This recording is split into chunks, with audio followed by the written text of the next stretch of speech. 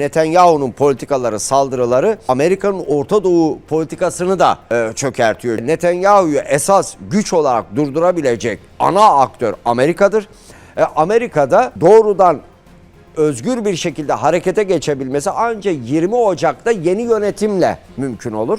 Şu anda da Amerikan seçimleri en önemli faktör. Amerikan seçimlerine baktığımızda da başa baş bir yarış söz konusu. Dengeler nasıl olacak? Artık seçime yaklaştık, seçim geldi diyebiliriz. Müslümanların oyları da belli oldu. Trump'ın vaatleri, Orta Doğu vaatleri üzerine Müslümanlar kararını belirledi.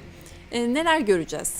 Amerika Birleşik Devletleri'nin küresel güç, hegemonik güç, süper güç, uluslararası sistemin yürütücüsü olması bakımından Amerika'daki seçimler doğal olarak bütün dünya tarafından merak ediliyor ve takip ediliyor. Hatta Türkiye ve diğer ülkelerde olduğu gibi sanki bizim kendi iç seçimimiz gibi takip edilen bir seçim.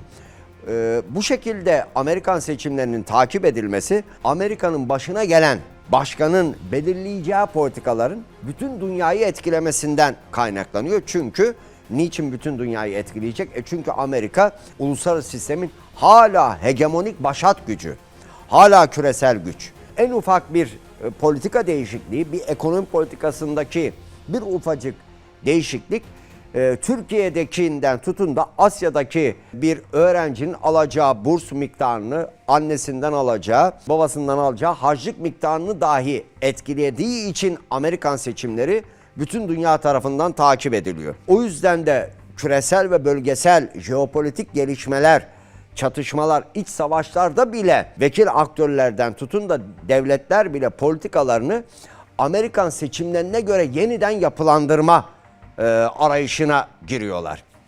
O yüzden de Amerikan seçimleri bütün dünya için önemli. Sadece Orta Doğu bizim coğrafyamız açısından değil, bütün dünya için önemli. Amerikan seçimlerine baktığımızda, Amerikan toplumu düzeyinde baktığımızda iç siyaset devreye giriyor ve Amerika'nın çoğunluğu, Amerikan toplumunun esas beklediği, orada da aynen Türkiye'de olduğu gibi bir enflasyon, ekonomik sorun söz konusu. İkinci en büyük Amerikalıların sorunu sağlık sektöründeki sorun. Çünkü Amerikalıların yarısından çoğunun Türkiye'de bu sağlık sektöründeki gelişmelere baktığımızda Türkiye bunu başardı ama Amerika'daki toplumun yarısından çoğunun sağlık sigortasının olmadığı bir toplum söz konusu. Onun haricinde kürtaj sorunu, Amerikan iç siyasetinde bu üç gündemin ortaya çıktığını, Gazze, Filistin meselesinin ise Amerikan iç siyaseti bakımından tali bir konu olduğu, çoğunlukla da Amerikan iç siyasetinde bunu azınlıkların, göçmenlerin, Müslümanların bu Filistin meselesinin daha önemli olduğu bir konu. Dolayısıyla burada da baktığımızda Müslümanlar da Donald Trump'a desteğini açıkladı. Çünkü onların Donald Trump'ın açıklamalarından biliniyor ki iktidara geldiğinde ilk iş olarak Ukrayna savaşını bitirmek, ardından İran'ı sınırlayıp nükleer silah yapmasını engellemek ama Filistin'deki çatışmayı da engellemek. Çünkü Trump'ın nasıl politika izleyeceğini hem bir önceki dönem başkanlığı bize gösterdi ama aynı zamanda Çin'le rekabetinde bile şahsi olarak zihniyet dünyasının tüccar olması, yani kar elde etmediği yerde olmamasından hareketle şu anda Netanyahu'nun saldırılarının da Amerika'ya bir gelir getirmediği, Ukrayna Savaşı'nın ise Amerika'ya mali bedelle söz konusu olduğu için Müslümanlar Amerika'da desteğini Donald Trump yönünde açıkladı. Ama hala anketlerde başa baş bir seçim yarışı söz konusu. Amerikan müesses nizamı denen o askeri endüstriyel komplekse baktığımızda bunun büyük bir çoğunluğunun Kamala Harris'i desteklediğini görüyoruz. Özellikle de CNN başta olmak üzere medyada Kamala Harris'i destekliyor. Çünkü onun iktidara gelmesi üzerinden bilfiil Amerika'nın özellikle dış politikasını tamamen Pentagon'un yönetmesi, medyanın yönetimde ağırlıklı olması bir anlamda Kamala Harris'in de facto başkan ama arkada askeri endüstriyel kompleksin Amerika'yı yönetmesi isteniyor. Donald Trump'ın gelmesi durumunda kendisine yapılan suikastlerde müesses nizamın da parmağının olacağı şüpheleri nedeniyle Donald Trump'ın ilk önce içeride bu müesses nizamla bir hesaplaşma durumunun olabileceği ve Çin'le rekabetini, ticari ve teknolojik rekabeti artıracağını görüyoruz. Suriye başta olmak üzere daha önce denemişti. Suriye'den Amerikan askerlerinin çekilmesi kararını vermişti ama Pentagon ağır basmıştı. Ama bu sefer ikinci dönem başkanlığa geldiğinde Pentagon'a da söz geçirebilecek. Çünkü son dönem başkanlığı olacak. Güçlü bir başkanlık profili ortaya koyabilir. Dolayısıyla Donald Trump'ın bir yandan Müslümanlar gibi destekleyicileri olduğu gibi Amerika'nın iç eyaletleri, çiftçileri, evangelikler, dindar kesimin yoğun bir şekilde Donald Trump'ı desteklediğini, müesses nizamın bir kısmı Pentagon, o askeri endüstriyel kompleks, silah enerji şirketleri, CNN medya aktörleri ve mültecilerin, göçmenlerin çoğunlukta yaşadığı sahil kentleri, bunların ise daha ziyade Kamala Harris'i desteklediği bir durum söz konusu.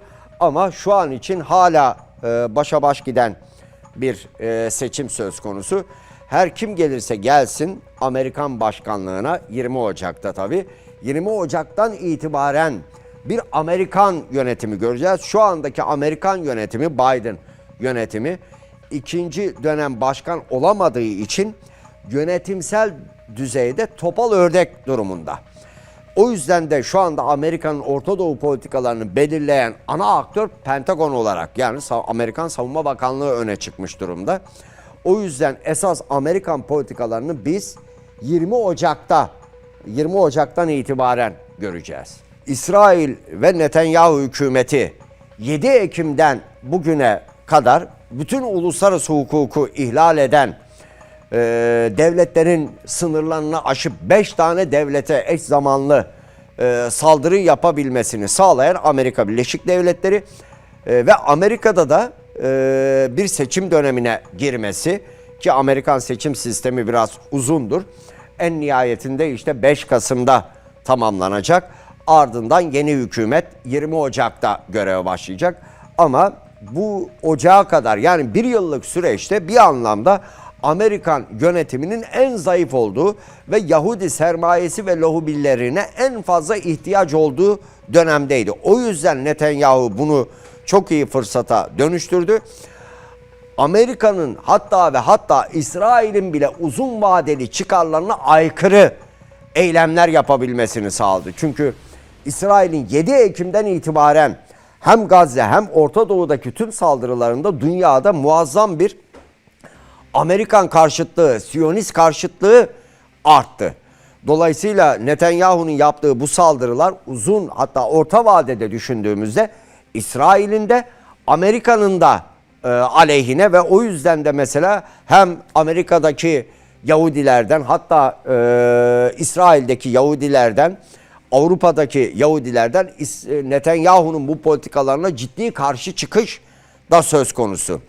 Hatta ultra ortodoks denilen Haredi Yahudileri bile Netanyahu'nun politikalarına karşı durup protesto gösterileri yapmış durumda. İsrail halkına baktığımızda esas onların gayesi rehinelerin bir an evvel kurtarılması ve rehinelerin kurtarılması için bir ateşkesin sağlanması gündemiyle hafta sonları özellikle protesto gösterileri yapıyor. Ama Netanyahu'yu durdurabilecek esas güç Amerika'ya baktığımızda ise onun dediğim gibi seçim döneminde olması dolayısıyla İsrail'e zaten söz geçirebilmesi seçimde Yahudi sermayesine ve lobilerine ihtiyaç olduğu için mümkün değil.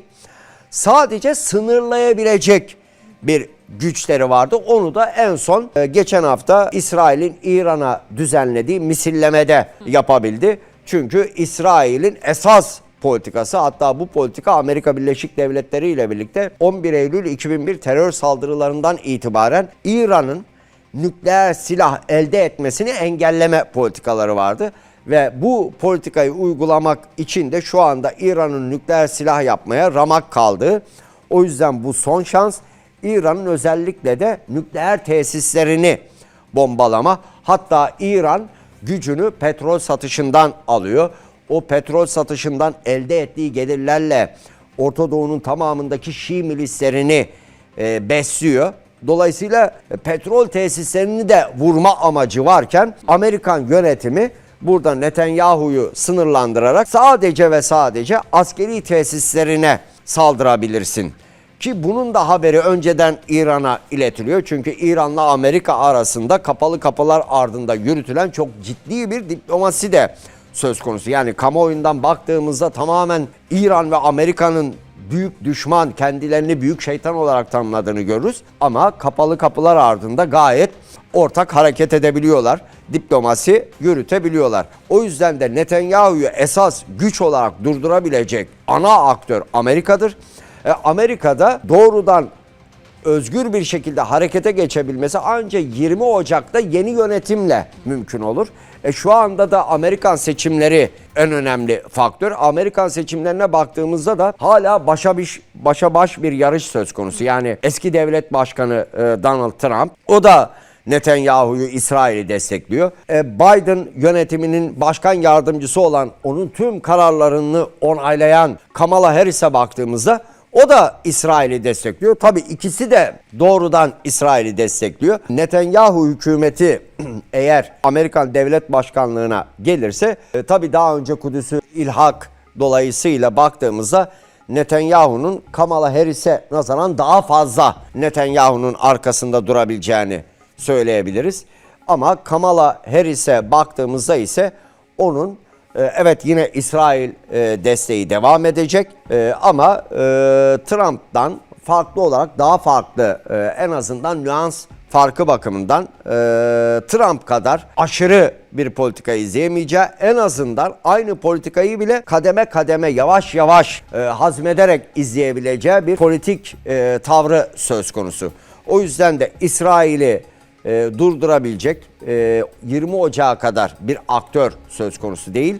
20 Ocak'ta kim Amerikan devlet başkanı gelirse o esas İsrail'i durdurabilir ya da en azından sınırlandırabilir. Çünkü Netanyahu'nun politikaları, saldırıları dediğim gibi Amerika'nın Orta Doğu politikasını da çökertiyor. Çünkü Amerika orada öyle bir politika kurdu ki Körfez Arap ülkelerine İran'ı düşman olarak gösterdi. Körfez Arap ülkelerini kendine bağımlı kıldı. Ama İsrail İran'ı saldırması demek Amerika'nın elindeki bu en büyük kozu alması demek. O yüzden de İsrail'in politikaları Amerika'nın da Orta Doğu politikalarını çökerten, orta vadede çökertebilecek politikalar. O yüzden de Amerikan seçimleri bitip 20 Ocak'ta yeni hükümet başa geldiğinde o zaman Netanyahu'nun politikaları Amerikan politikalarıyla en azından eşgüdümlü olmak zorunda kalacak. Amerika'daki seçimler doğal olarak bütün dünya tarafından merak ediliyor ve takip ediliyor. Hatta Türkiye ve diğer ülkelerde olduğu gibi sanki bizim kendi iç seçimimiz gibi takip edilen bir seçim.